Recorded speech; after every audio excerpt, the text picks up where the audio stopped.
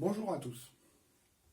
Aujourd'hui, nous allons parler de la clave, donc des musiques d'inspiration cubaine, plus précisément de salsa, et de la façon dont les arrangeurs de salsa procèdent pour alterner clave 3-2 et clave 2-3 dans un même morceau.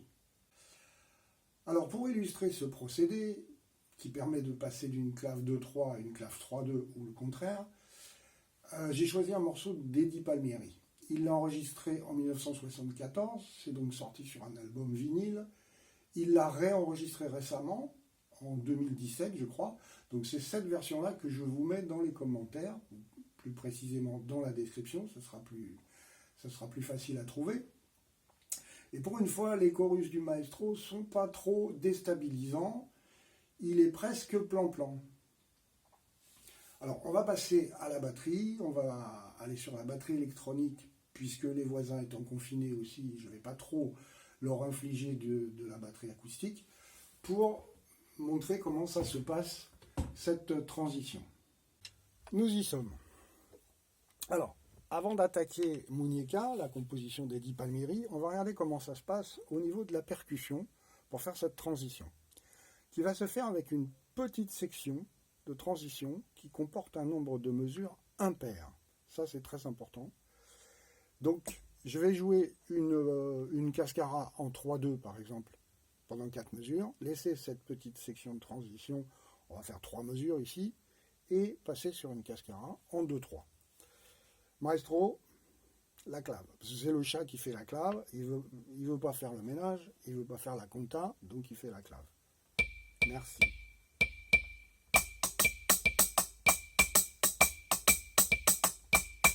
1, 2, 3.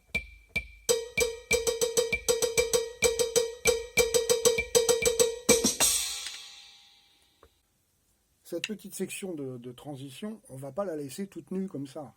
On va rajouter un petit arrangement de cuivre, si possible un peu ébouriffant, un petit peu à côté de la clave qui tourne autour, sans rester trop dans la rythmique, justement pour que la transition se fasse d'une manière discrète.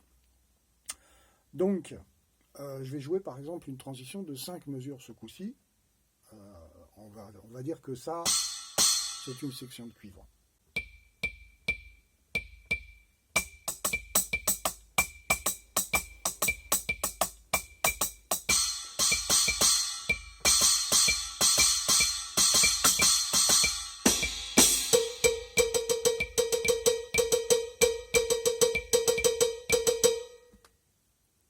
Dans Muñeca, Eddie Palmieri va nous gratifier de 2 changements de clave en 1 minute 15.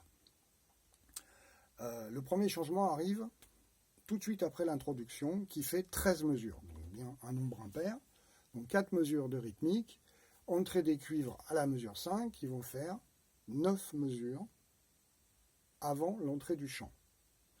Et le chant démarre en 3-2. Démonstration.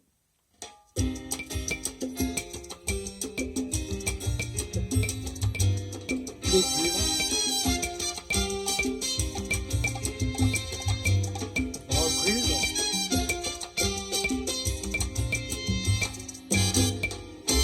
Muñeca, quiero que me perdones. Muñeca, que no lo hago. voilà. Et donc là, le chanteur, le sonero, va chanter sur 36 mesures. C'est vraiment très très facile à entendre, il n'y a absolument pas besoin de les compter. 2 x 16 et il rajoute 4 mesures, c'est-à-dire qu'il va reprendre les 4 dernières mesures, donc là c'est très facile. À la sortie de ce couplet, on va retrouver exactement le même système, à savoir une petite section de transition remplie par des cuivres, une section de 5 mesures, ça pourrait être 7, 9 ou 11.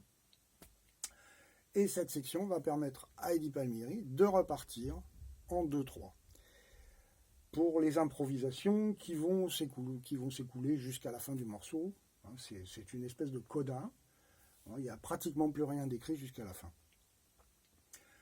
Donc vous avez compris le principe. Ce n'est pas la clave qui change de sens. La clave, elle continue son petit bonhomme de chemin et c'est l'orchestre qui se déplace. C'est-à-dire, c'est un petit peu comme la vache sacrée, on fait le tour pour ne pas la déranger.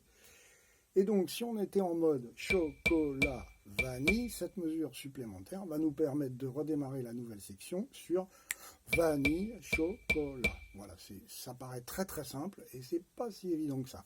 Alors, comment ça s'entend? C'est pas seulement rythmique, parce qu'en plus les rythmes sont, on peut les jouer en 3-2 comme en 2-3. Par contre, on entend ça au niveau des carrures harmoniques, c'est-à-dire que les nouvelles grilles vont démarrer ici sur la mesure à 2 coups. Et c'est comme ça qu'on entend où est le début du cycle. C'est surtout harmonique, beaucoup plus que rythmique en fait. C'est la première chose qui nous indique où est le début de la séquence. Alors, pour étudier la deuxième section de transition, on va repartir du chant, des 4 dernières mesures du chant. Et la 4e mesure, c'est un arrêt qui est rempli par un fil de timbales. Donc, c'est assez facile de la repérer. Donc, je vais essayer de choper la clave au vol. Je ne vous garantis pas la mise en place de Gavin Harrison pour cet enchaînement.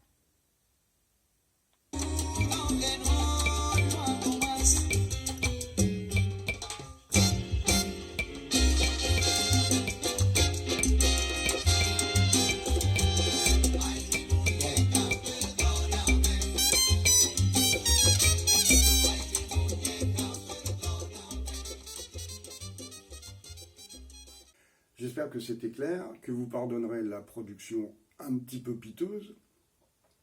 C'est donc le procédé le plus couramment utilisé par les arrangeurs du monde entier pour ces changements de clave. Il faut savoir que ce n'est pas le seul procédé.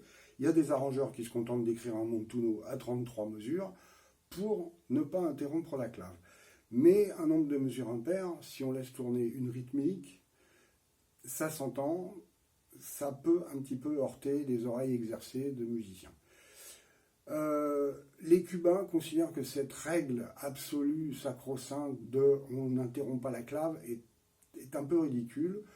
C'est du fétichisme et qu'on peut très bien couper la clave pour des raisons musicales et donc enchaîner une partie 2-3 avec une partie 3-2 directement sans transition, donc ce qui va donner vanille, chocolat, chocolat, vanille.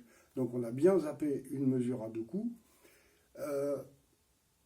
Musicalement, ça se défend. Musicalement, c'est beaucoup plus logique parce que ça leur permet d'avoir des parties équilibrées.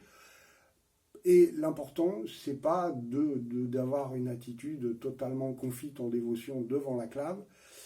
C'est pas le sujet. Le sujet, c'est de la chanter, c'est de l'entendre, c'est de l'avoir intégrée. Hein, la phrase, c'est la clave, c'est la clé c'est la clave. Si on n'a pas la clave, on n'a rien du tout dans cette musique, aussi bien dans la salsa d'ailleurs que dans la musique traditionnelle cubaine qui est le son. Et il y a plein de musiques qui fonctionnent sur la clave, plein de styles.